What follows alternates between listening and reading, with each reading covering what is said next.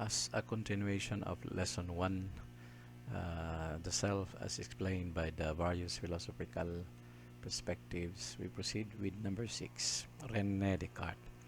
He was considered as the father of modern philosophy. So he claims that there is so much that we should doubt. We will doubt everything. And since much of what we think and believe are not infallible, so di gid sigurado nga di gid masayop, they may turn out to be false. And one should only believe that since which can pass the test of doubt. You only believe when it can pass the test of doubt. So if something is so clear and lucid as not to be even doubted, then that is the time that you will believe a proposition. You believe a reality. Because the only thing that one cannot doubt is the existence of the self. Because if the self doubts oneself, that proves nga there is a doubting self. Therefore, the only sure thing that exists is the self, because that is the only thing that can doubt. When it doubts, so something is doubting. So it is proven that the one doubting is the self. So that the self really exists. So a thing that thinks, it is the self, and therefore cannot be doubted. So the only thing that cannot be doubted is the self, because it can doubt, and the fact that it can doubt, the thing that is doubting is the self. This is his famous quote, cogito ergo sum, or in English, I think, therefore I am. So he thinks that he exists, therefore he exists. So it all resides in the mind. So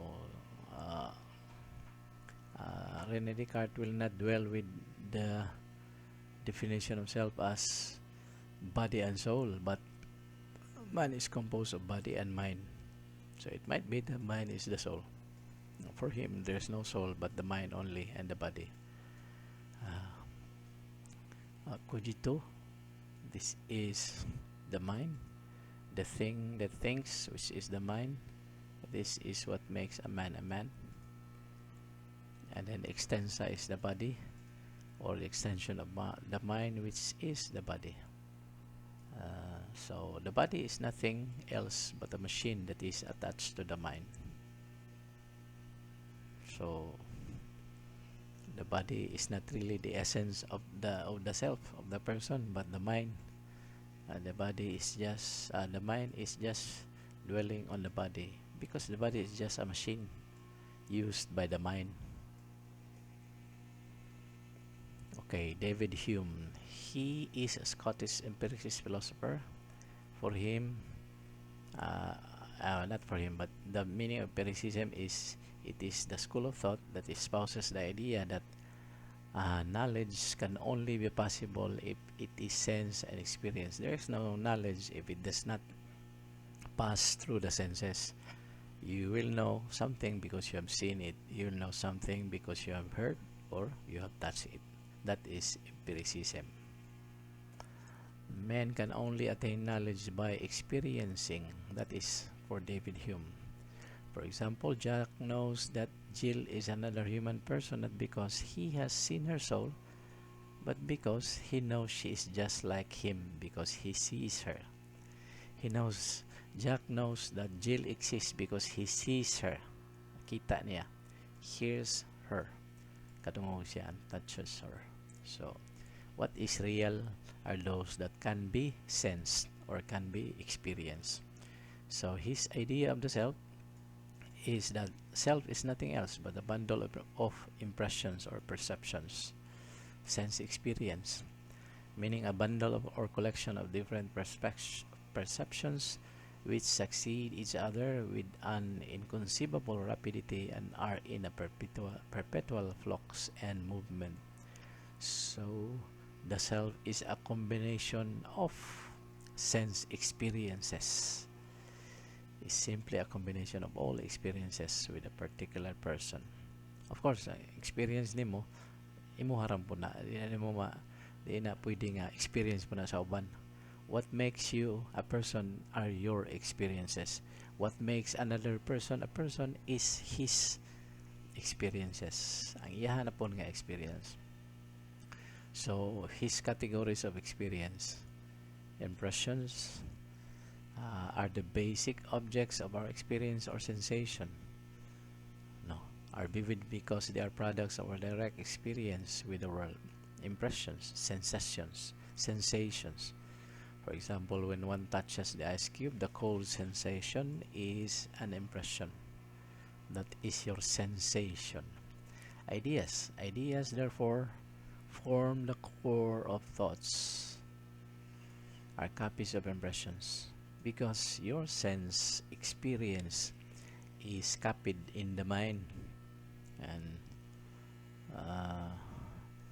are not, but the copies in the mind are not as lively and vivid as those of the impressions. That's why the real person is really composed of sense experiences, not ideas, not the ideas in the mind, because ideas in the mind are just copies and can be mistaken, because the real ones are the impressions or the sensations or the experiences that makes up a person. Immanuel Kant, asam na tama na 10. He thinks that the things that men perceive around them are not just randomly infused into the human person without an organizing principle that regulates the relationship of all these impressions. Kato ko nung impressions ni David Hume, na ako nung mind ana nag-organize, tubag-tubag rin sila pa.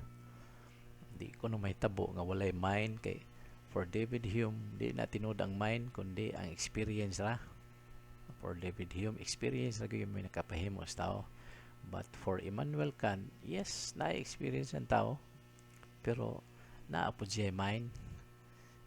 There is a mind that organizes these impressions. Otherwise, kung kanay mo experience, why mind nag-organize, ana, saan ka niyo pagkahimong tao, no? Nga klaro nga tao. That men get from the external world. It is the mind that organizes your experience, according to Immanuel Kant. And he called this the apparatuses of the mind. So time and space, for example, are ideas and are not in the world, but is built in our minds. So pwede ra di ay na mga realities nga di na to matouch, na to ma-hear, di na to seen, but they are in the mind. They are also real, according to Immanuel Kant. So his idea of the self, man has a mind that synthesizes all knowledge and experiences. The self is not just what gives one his personality, it is also the seat of knowledge acquisition for all human persons. So for Immanuel Kant, the human person is a combination of the experiences outside and the organization of these experiences in the mind, including the ideas in the mind that were not experienced actually. Gilbert Ryle, he denied the concept of an eternal non-physical idea. Kanabitang soul, di siyam tuwa ng soul or mind. For him, idea of the self, a person has behaviors that are manifested in the day-to-day life. So, parehan sila ni David Hume. Parehan silang David Hume. For him, for Gilbert Ryle, the totality or the person is the totality of his behaviors. Dali lang he focused on behaviors. Kay kang David Hume, experiences man, na touch, na sense, na hear, na heard. For him, it's not the experiences but the behaviors yun nga imong i-manifest, no? So trying to understand a self as it is like visiting your friend's university and looking for the university. You cannot find the university because as a university good, but you will find the university which is composed of the building, the campus, the library, the students, the administrators, the faculty. Everything that is contained in the university is the university that you will find. So you cannot find university as it is, kundi you will find the university as its component. So ang behavior, ang ngita ka asa ang tao, you will find a person in the behavior of that person. Ang totality of the behavior of the person is what makes him as himself. Last, Marlo Ponte.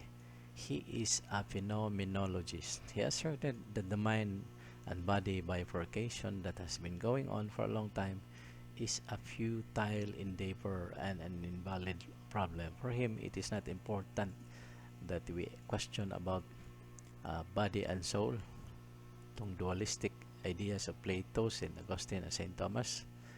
But for him, the self is, for him, it is the mind and body are so intertwined that they cannot be separated. So you will not dwell with dualism. So you separate the body and the soul, or you separate the body and the mind, but you deal them, the mind and body, or body and soul, as one. You do not separate, because one cannot find any experience that is not an embodied experience. Any experience is always experienced by the body, your body. No, all experience are embodied.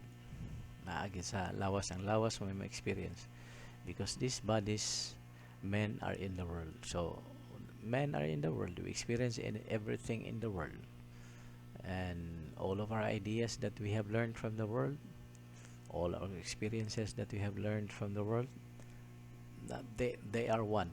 You cannot separate them. So you cannot separate the mind and the body.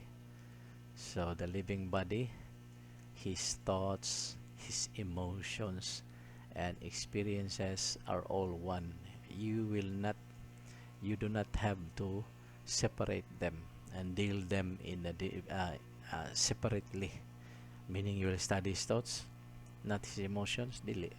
You have to, when you study a person, when you want to know the person, everything in his body, in his living body, in his thoughts, in his emotions, and all his experiences and ideas are all one. That's what makes up a self or a person. Okay, this is our reference. As of the moment, we are using sources not from the ebook, because we have not yet received. I don't have a copy of the ebook yet. Okay, this is just the continuation of lesson 1. Thank you.